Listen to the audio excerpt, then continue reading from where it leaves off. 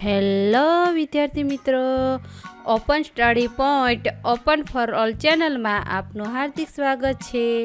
આજે આપણે શીખીશું ધોરણ 9 વિષય ગુજરાતીનો પાઠ 23 લઘુ કાવ્યો, એના સ્વાધ્યાયના પ્રશ્નોના જવાબની સમજ મેળવવાની છે.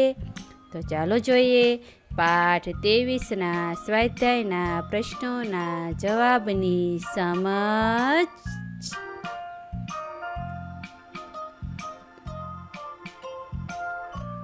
પ્રશ્ન 1. નીચે આપેલા વિકલ્પોમાંથી સાચો વિકલ્પ પસંદ કરી ખરાની નિશાની કરો. સવાલ 1. મોતને કોણ ડરાવી શકે? તો એના જવાબમાં ઓપ્શન જોઈએ. એ.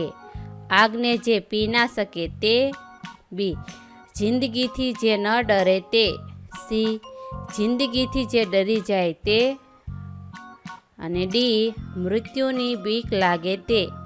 તો એનો સાચો જવાબ છે બી. જિંદગીથી જે ન ડરે તે મોતને ડરાવી શકે છે. તો એનો જવાબ સાચો છે બી વિકલ્પ. સવાલ 2. કયો પથ્થર પોતાના પર શિલ્પને ધારણ કરી શકે? તો એના જવાબમાં ઓપ્શન જોઈએ. એ. ટાંકણાના ઘા સહીને પણ કદી તૂટે નહીં તે. બી. ટાંકણાના ઘાથી તૂટી જાય તે. સી. ટાંકણાના ઘા સહન ના કરી શકે તે. ડી. જે સાવ કાચો પથ્થર હોય તે. તો એનો સાચો જવાબ છે એ. ટાંકણાના ઘા સહીને પણ કદી તૂટે નહીં તે. સવાલ 3. કળિયુગમાં માણસો કેવા હોય? તો એના જવાબમાં ઓપ્શન્સ. એ. હૈયા ફૂટલ હોય તેવા. બી. અસંતોષી. સી. શરીરથી સ્વસ્થ. ડી. ઉપરયુક્ત એ અને બી બંને વિકલ્પો. તો એનો સાચો જવાબ છે ડી. કળિયુગમાં માણસો હૈયા ફૂટલ હોય તેવા અને અસંતોષી હોય છે. સવાલ 4. છૈયો ખૂંદતો ખોળો હાઈકુમાં. એના જવાબમાં ઓપ્શન જોઈએ. એ. ટેલિવિઝનનું મહત્ત્વ દર્શાવ્યું છે. બી. માતૃત્વની ભાવનાના દર્શન થાય છે. સી.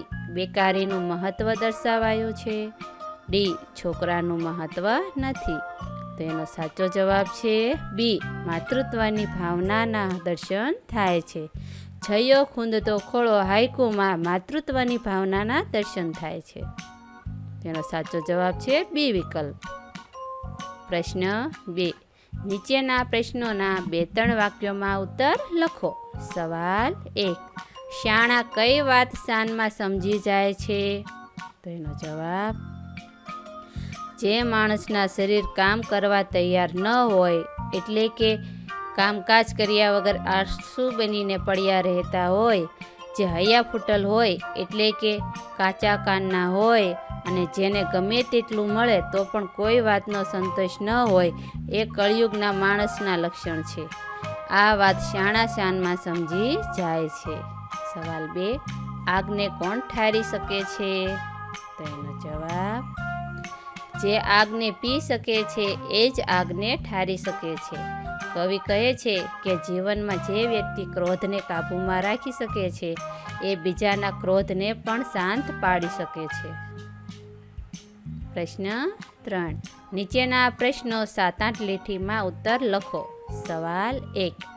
ટાંકણાના ઘા સહીને પંક્તિમાંથી તમને શું શીખવા મળે છે? સમજાવો. તો એનો જવાબ. આરસપહાણ ટાંકણાના ઘા સહન કરે છે. એ એના ઘાથી ડરતો નથી કે તૂટી પડતો નથી. આથી આરસપહાણ સુંદર શિલ્પને ધારણ કરી શકે છે. કવિએ આરસપહાણના દ્રષ્ટાંતથી સમજાવ્યું છે કે માનવીએ જિંદગી અડગ આત્મવિશ્વાસથી જીવવાની છે.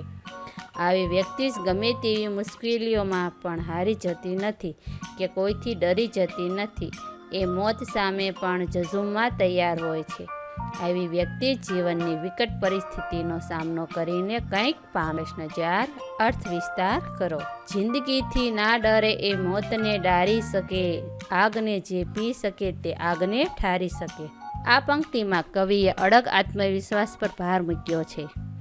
જે વ્યક્તિ જિંદગીમાં આવતી ભીષણ પરિસ્થિતિનો સહેજ પણ ડર્યા વગર સામનો કરે છે એ મોતથી ડરતી નથી અને મોત સામે અડગ આત્મવિશ્વાસથી ઝઝૂમી શકે છે. આ હકીકત કવિ આગના દ્રષ્ટાંતથી સમજાવે છે કે જે વ્યક્તિ ક્રોધરૂપી આગ પર કાબૂ મેળવે છે એ બીજાના ક્રોધને પણ શાંત પાડી શકે છે. આ વિડીયો નિહાળવા બદલ આપનો ખૂબ ખૂબ આભાર અને ઓપન સ્ટડી પોઈન્ટ ચેનલ તરફથી વિડીયો નિહાળવા બદલ આપનો આભાર. આવા બીજા વિડીયોઝ નિહાળવા માટે અમારી YouTube channel open study point અત્યારે જ સબસ્ક્રાઈબ કરો.